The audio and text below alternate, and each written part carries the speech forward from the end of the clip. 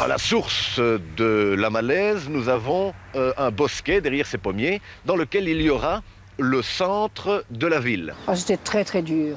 On quittait les vieilles pierres, on quittait ce à quoi on tenait pour commencer dans des champs de pommes de terre et de betteraves, il faut le dire, dans des conditions qui étaient vraiment pas simples, avec une dispersion des facultés. Vous aviez la faculté de médecine qui se construisait à Woluwe, vous aviez les facultés qui restaient toujours à Louvain, et entre-temps, les facultés dites lourdes, les ingénieurs, se trouvaient déjà à Louvain-la-Neuve. Et tout ça dans des champs de pommes de terre, de betteraves, Dans une à ville Lagadou, toute dans une nouvelle. ville où il n'y avait rien. Où il n'y avait rien. Et en remontant la pente ici vers la gauche, nous aurons les sciences humaines et le quartier résidentiel de Hockaye, selon le nom du lieu-dit actuel.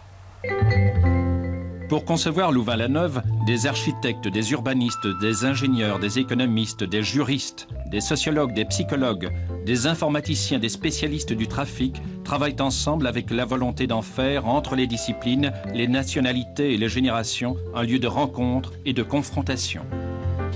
On a bâti une ville de façon dans un esprit d'équipe incroyable, parce que c'est un chantier énorme où il faut vous rendez compte une ville. Hein. Cette ville est réussie parce qu'il y avait un cœur à l'ouvrage magnifique. À présent, la construction de Louvain-la-Neuve est en route. Coût de l'opération, une bonne vingtaine de milliards. À ce prix-là, dès l'année prochaine, le transfert pourra commencer et s'étaler sur le plus court laps de temps possible, de 1972 à 1977. Quand on doit vendre une ville, ou l'idée d'une ville, Louvain-la-Neuve, que personne ne connaît, hein, alors on ne va pas mégoter.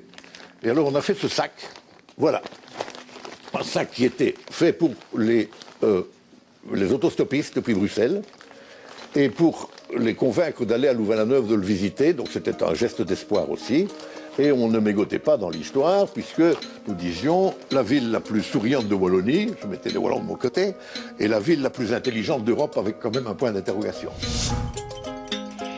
Taxée de laboratoire d'expérimentation urbaine, de campus ghetto et autres appellations désobligeantes, la jeune Louvain-la-Neuve n'aura pas eu des débuts faciles. Ces étudiants francophones, en portant un pavé de Leuven vers Louvain-la-Neuve, avaient-ils imaginé que la nouvelle cité deviendrait finalement une petite ville presque comme les autres ? Dès la rentrée académique de 1971, les autorités de l'UCL retrouvent leur sourire et leur personnalité entre tradition et modernité. Le cortège s'est rendu par les premières rues déjà construites à la salle où se tiendra la séance officielle.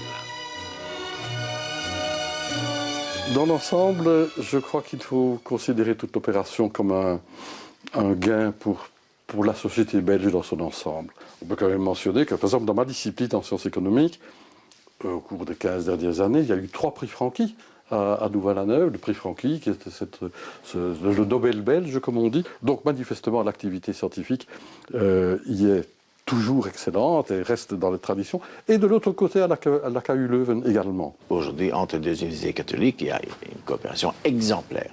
Si on pouvait faire cela au niveau de la Belgique, bon, on ferait de notre pays presque un pays modèle.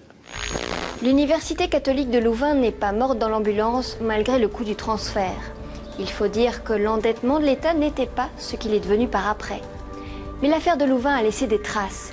Et la suite, vous la connaissez, de réforme de l'État en refonte institutionnelle, en passant par les forums ou les communes à faciliter, jusqu'aux péripéties plus récentes de nos précédents gouvernements sur la question de BHV, Wallons et Flamands lavent désormais leur linge sale sur la scène politique.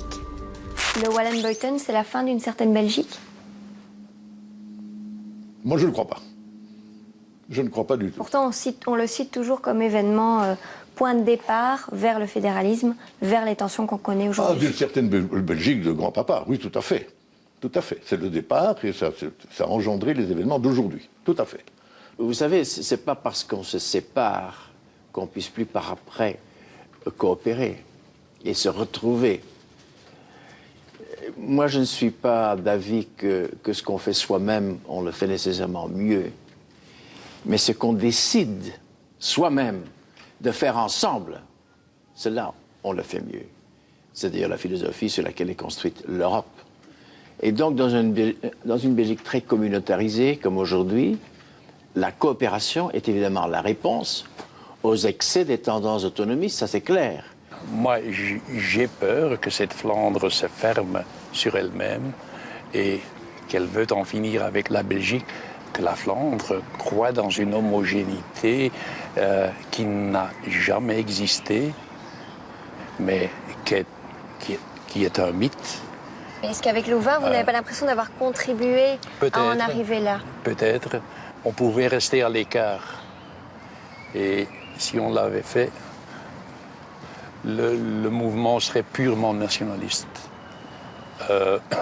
Dès qu'on se mouille dans une affaire publique, bon, on a les... C'est jamais pur. Il y a toujours une ambiguïté. L'affaire de Louvain a fait couler beaucoup d'encre et de salive, mais heureusement pas de sang. Le 7 février 68, alors que le gouvernement VDB tombe, pour de nombreux Flamands, c'est le début d'une longue marche. Une marche qui devrait conduire, espère-t-il, à l'autonomie du lion flamand. Alors, le Wallenbuiten est-il un premier pas vers un bye-bye Belgium? Le futur nous le dira. Mais quel que soit l'avenir de notre petit pays, son destin s'est écrit en partie ce jour-là.